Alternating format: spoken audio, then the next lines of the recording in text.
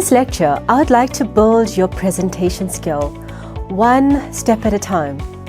But before I do so, I'd like to just remind you that the techniques that I've shared with you over the course of this program encompasses both left brain techniques and right brain techniques.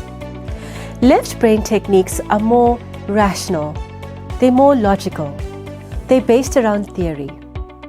Right brain techniques are creative, they're fun, they're entertaining. And in this course, whether you realize it or not, I've given you both left brain techniques and right brain techniques. So before you start, I don't want to overwhelm you by making you think that you need to do all of these techniques all at once. So before I suggest that you go ahead learning and entrenching the content in this course, I'd like you to try the following exercise. With your one hand, put your thumb up, and with your other hand, point at the thumb. And when I say switch, you switch. Switch, switch, switch. Come on, keep up with me. I'm sure at some point you did the double finger pointing or the two thumbs in the air or some other weird combination. Now, why is it that that one exercise took too long for you to do? Well, because your left brain controls your right side of the body and vice versa. So initially, when you needed to do this exercise, it takes a little bit longer for your left brain and your right brain to work with the opposite side of the body. Just as how there's a little bit of a delay for your brain to understand what it needs to do and to execute it. With the techniques that I've shared with you on this course, which is both left brain techniques and right brain techniques, you are going to need a little bit of patience and time and practice to entrench this. So here's what I've done for you on this second last lecture. I've taken this course and I've guided you between what is a left brain technique and a right brain technique. And my suggestion for you is, going forward, for every speech that you deliver from here on, when you are improving your previous best attempt from a presentation perspective, choose at least one left brain technique and one right brain technique. And if you do that consistently, your skill as a speaker just grows exponentially. Let's start with structure. When you learned how to use the stage, this is both a left brain technique and a right brain technique. Left brain technique because theoretically it's important for you to understand which is your neutral spot, which is the story spot, which is the pain and which is the gain spot. Right brain because you must actually practice it and learn how to use the stage accordingly. 2. Your purpose for speaking is all left brain techniques.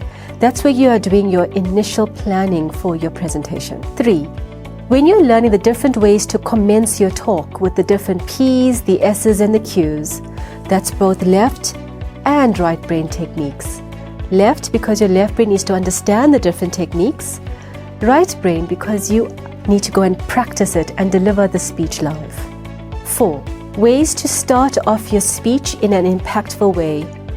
That's again a left and a right brain technique. Left because you need to understand theoretically what to do, and right because you need to do this practically. Under the section of content, how to build a credible story of yourself is left and right brain. Left brain because you need to actually construct the story and think of the logical, most rational points to bring out. Right brain because delivery of it is all creative. How to package your content is definitely left brain thinking. And that's where you are looking at packaging your content with one of the 4 techniques of alliteration, an acronym, a visual model, or an info picture. When you are delivering the content, that's both left and right brain. Because theoretically you need to know how to do something, and then practically it's about delivering it live. Your third section in what you need as a speaker, which is stage presence. Becoming stage ready is all right brain. It's about understanding how to have confidence how to include vocal variety, how to stand, how to have tonality in your speech, gestures and eye contact. Those are all right brain techniques. What to do before, during and after a talk, which is managing your nerves, which I covered in an earlier section of this course. That's both left and right brain techniques. Again, you need to know theoretically what to do, and right, you need to go and do it. How to create a powerful, engaging PowerPoint presentation is left and right brain techniques, because the right brain is where the creativity comes in. The left brain is about the rationality of why the slide needs to make sense for your content. When you are structuring your speech, which was the second last section of this course where I gave you the checklist, those are all left brain thinking. And finally, how to deal with questions is again both left and right brain techniques. Left because theoretically you need to understand what to do in those scenarios, and right because practically you need to be exposed to it and show yourself that you can get through those scenarios. So in conclusion, be patient with yourself. This is a journey that you have started, and the journey starts with the first step. Remember what I said earlier, it's not about perfection, it's just about starting. And as your skill as a speaker grows, aim to improve your technique with at least one left brain technique and one right brain technique. Deliver speeches as often as you can, wherever you can, and your confidence and your skill as a speaker will grow. I look forward to seeing you on the last lecture of this course, where I'll bring this entire course into perspective. I'll see you then.